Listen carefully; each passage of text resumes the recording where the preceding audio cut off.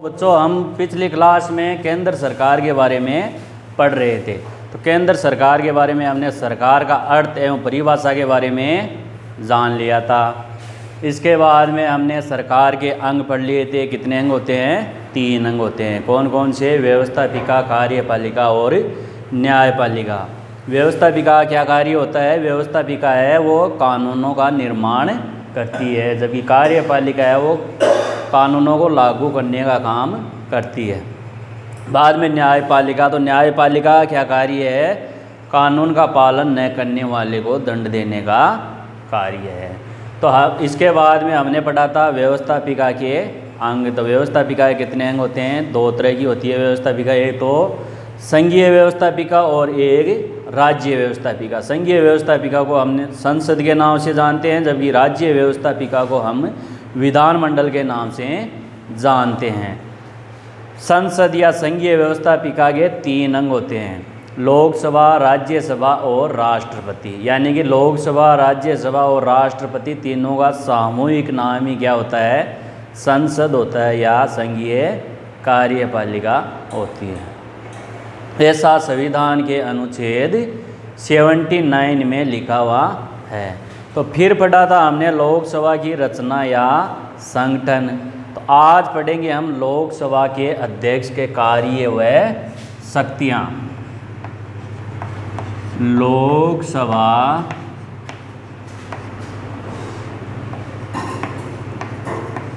अध्यक्ष के कार्य व शक्तियाँ, यानी लोकसभा के अध्यक्ष को क्या क्या शक्तियाँ प्राप्त है। तो इनमें पहली शक्ति कौन सी है? सदन में शांति व्यवस्था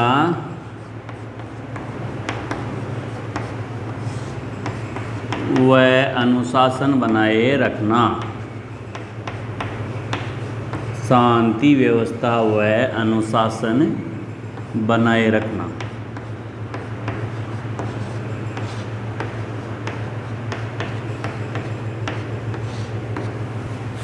दूसरी शक्ति है लोकसभा अध्यक्ष को, वो कौन सी है दूसरी शक्ति? लोकसभा का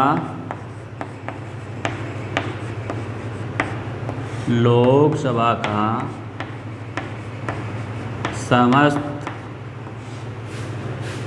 कार्यक्रम व कार्यवाही निश्चित करना।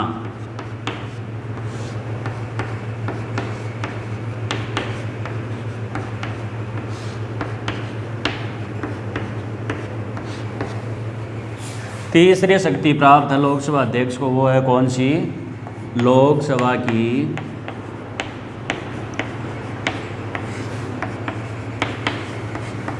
समस्त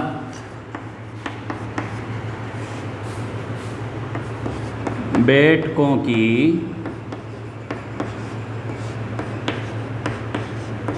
अध्यक्षता करना।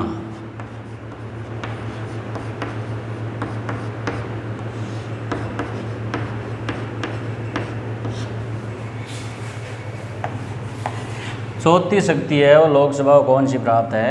लोकसभा अध्यक्ष को परवर समितियों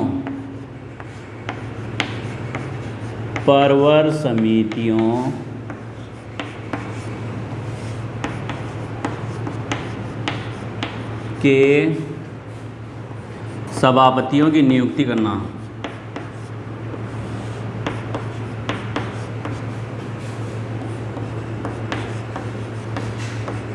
सभापतियों की नियुक्ति करना। पांचवी शक्ति प्राप्त है कोई विधेयक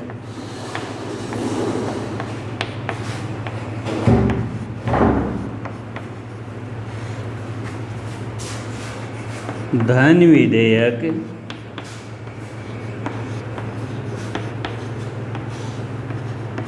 है या नहीं,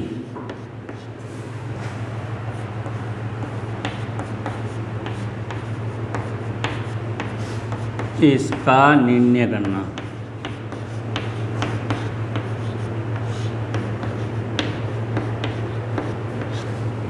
छठी शक्ति प्राप्त है राष्ट्रपति व संसद के बीच। संसद का मतलब समझ गए ना, संसद राज्यसभा और लोकसभा का सामूहिक नाम ही क्या होता है, संसद। राष्ट्रपति व संसद के बीच सारा पत्र व्यवहार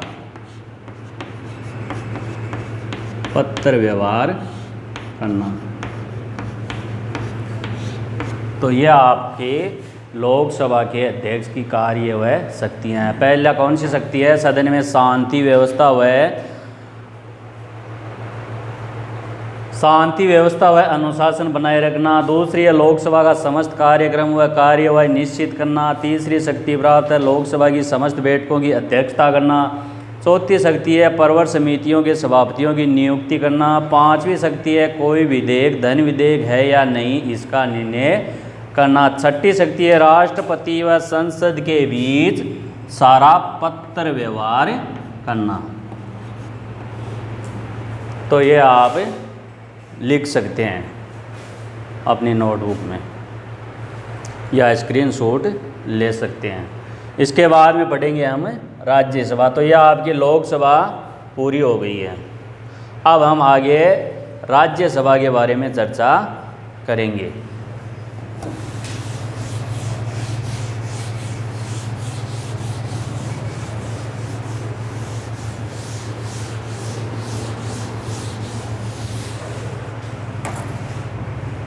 राज्यसभा यानी कि राज्यों की सभा। तो राज्यसभा है, उसका नाम मूल संविधान में राज्य परिषद था, लेकिन 23 अगस्त 1954 को इसका नाम है वो राज्यसभा रखा गया, यानी कि राज्यों की सभा, यानी कि राज्यों का प्रतिनिधित्व संसद में हो सके। ठीक है, तो राज्यसभा है, इसे द्वितीय व उच्च सदन के नाम से जाना जाता है। द्वितीय व उच्च सदन के नाम से जाना जाता है। इसे राज्यों का सदन के नाम से भी जाना जाता है, राज्यों का सदन। इसे बुजुर्गों का सदन भी कहते हैं, बुजुर्गों का सदन भी कहते हैं। ठीक है, लेकिन लोकसभा की तुलना में इसे शक्तियाँ हैं वो कम प्राप्त है। अब हम आगे बढ़ेंगे राज्यसभा के सदस्य संख्या।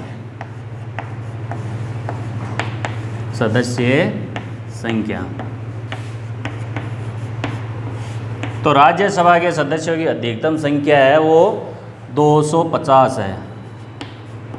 अधिकतम सदस्य संख्या कितनी हो सकती है राज्यसभा में? 250, जबकि लोकसभा में 552। 250 वर्तमान में कितनी है? वर्तमान में राज्यसभा के सदस्यों की संख्या है वो कितनी है? 245। राजस्थान से राज्यसभा के सदस्यों की संख्या कितनी है? तो राजस्थान से है 10 सदस्य हैं।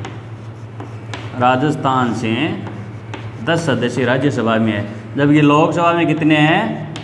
लोकसभा में 25 सदस्य हैं। इन 245 सदस्यों में से 233 सदस्य वो तो सभी राज्यों के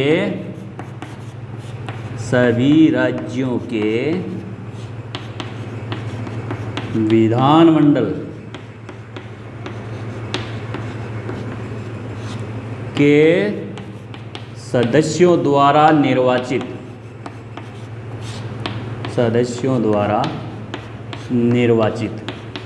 तो विधानमंडल का आप अर्थ समझ गए। विधानमंडल, विधानसभा और विधान परिषद का सामूहिक नाम ही क्या होता है? विधानमंडल।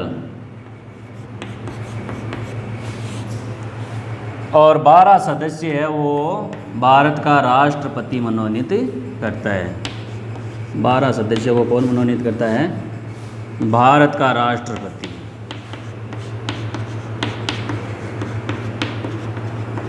ये सदस्य ऐसे होने चाहिए जिन्हें कला, विज्ञान, साहित्य, समाज सेवा,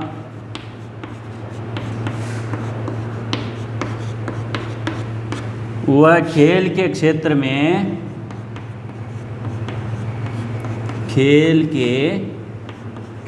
में विशेष अनुभव या ज्ञान हो, विशेष अनुभव हो। ठीक है।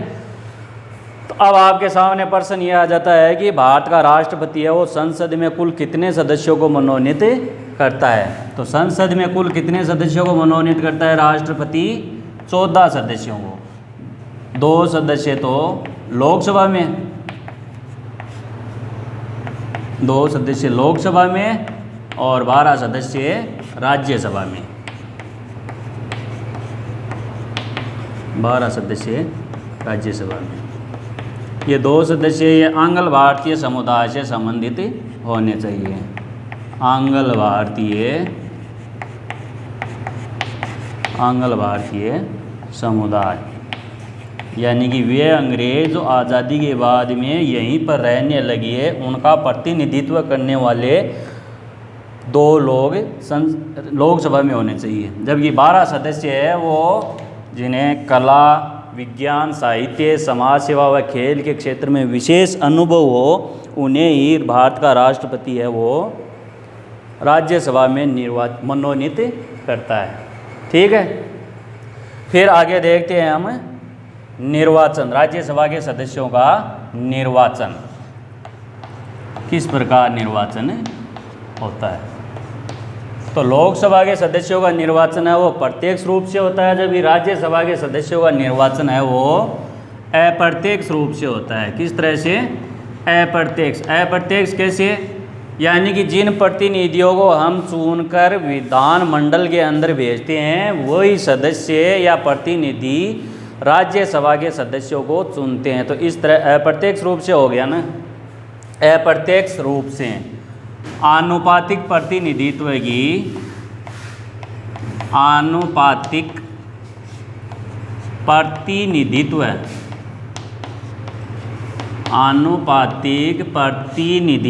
की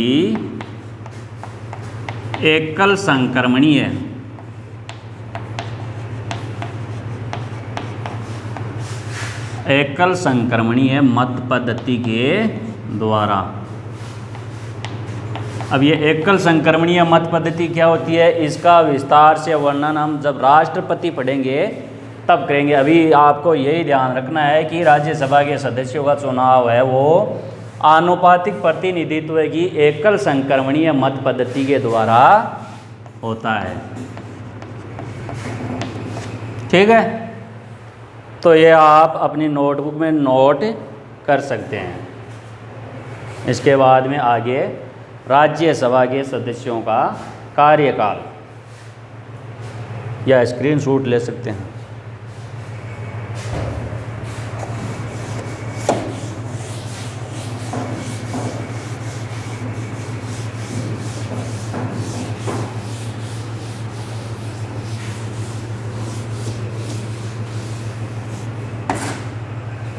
आगे है राज्यसभा के सदस्यों का कार्यकाल।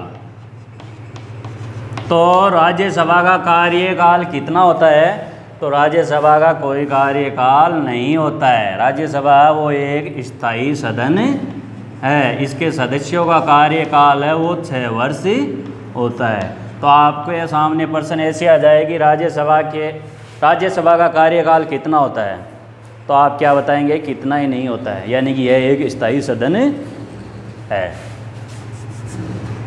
इसके सदस्यों का कार्यकाल है वो कितना होता है? 6 वर्ष। सदस्यों का कार्यकाल कितना होता है? 6 वर्ष। जबकि लोकसभा के सदस्यों का कार्यकाल कितना होता है?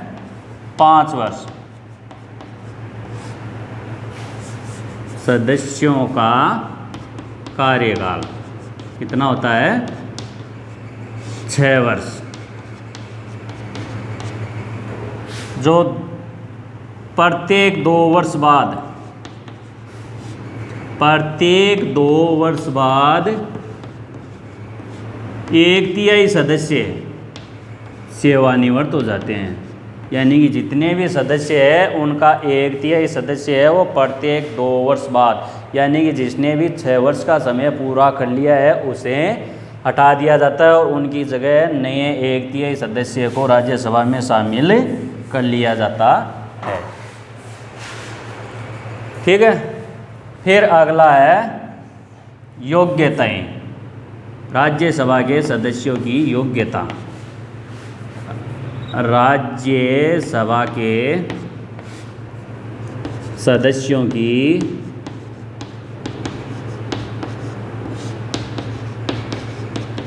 योग्यता, यानी कि क्या क्या योग्यता होनी चाहिए।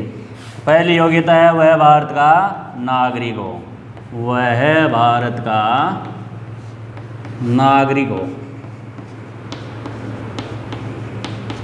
दूसरी योग्यता है उसकी आयु कितनी होनी चाहिए? 30 वर्ष। उसकी आयु 30 वर्ष या इससे अधिक होनी चाहिए।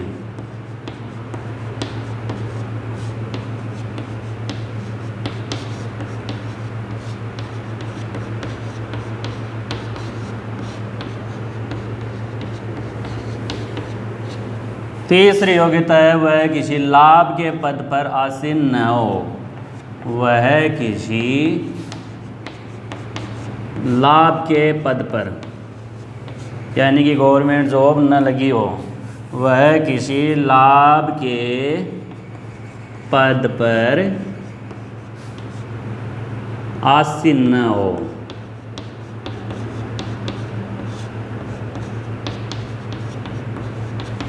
चौथी है न्यायालय द्वारा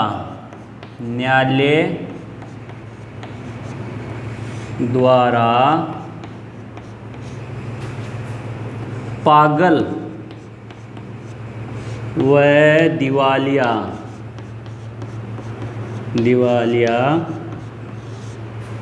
घोषित न हो।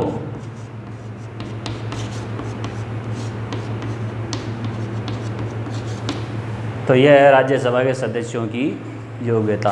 तो आपको ध्यान में रखना है लोकसभा के सदस्यों की योग्यता और राज्यसभा के सदस्यों की योग्यता, या भारत के राष्ट्रपति की योग्यता, उपराष्ट्रपति की योग्यता, प्रधानमंत्री की योग्यता, विधानसभा के सदस्यों की योग्यता या विधान परिषद के सदस्यों की योग्यता, तो उनमें ये 3 तो सब में शामिल एक समान ही होंगी, सिर्फ आयु का फर्क होगा। लोकसभा के लिए कितनी आयु होनी चाहिए सदस्यों के लिए? 25 वर्ष या इससे अधिक। राज्यसभा के लिए 30 वर्ष या इससे अधिक। प्रधानमंत्री के लिए 25 वर्ष या इससे अधिक। मुख्यमंत्री के लिए 25 वर्ष या इससे अधिक। उपराष्ट्रपति के लिए 35 वर्ष या इससे अधिक। राष्ट्रपति के लिए 35 वर्ष या इससे अधिक। तो आपको सिर्फ आयु का ध्यान रखना है और सभी में यह समान योग्यता होगी 3 तो। ठीक है। फिर अगला है कार्यकाल। यहाँ पर लिख लेते हैं, इनको मिटान के। ये देख लो आप एक बार ध्यान से अपने नोटबुक में, उतार लो राज्यसभा के सदस्यों की योग्यता।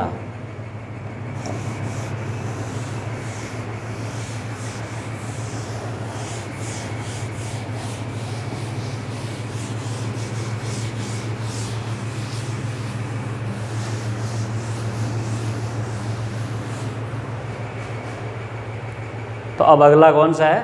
पदाधिकारी। यानी कि राज्यसभा के कितने पदाधिकारी होते हैं? 2 पदाधिकारी होते हैं। कितने होते हैं? 2। एक तो होता है सभापति और एक होता है उपसभापति। और लोकसभा के भी कितने होते हैं? 2 ही।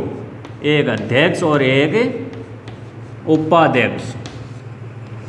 इसी तरह राज्यसभा के कितने हुए? 2 सभापति और उपसभापति। राज्यसभा का सभापति है वो हमेशा ही भारत का उपराष्ट्रपति होता है, इसलिए कहते हैं ना राज्यसभा का पदेन सभापति कौन होता है? उपराष्ट्रपति। पदेन का मतलब हमेशा से यह पद है वो उपराष्ट्रपति के लिए आरक्षित रखा गया है, इसीलिए इसको हम पदेन कहते हैं। तो कौन होता है? उपराष्ट्रपति। और उपसभापति राज्यसभा के सदस्य है वो अपने में से ही किसी एक को उपसभापति के रूप में चुनते हैं।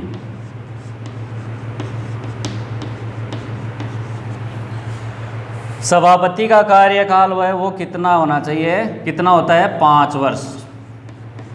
और उपसभापति का कार्यकाल वो कितना होता है? 6 वर्ष। ये आपको ध्यान रखना है, ठीक है। तो यह हो गई आपकी राज्यसभा कंप्लीट। और आगे की क्लास में हम पढ़ेंगे संसद की शक्तियाँ व कार्य। ठीक है।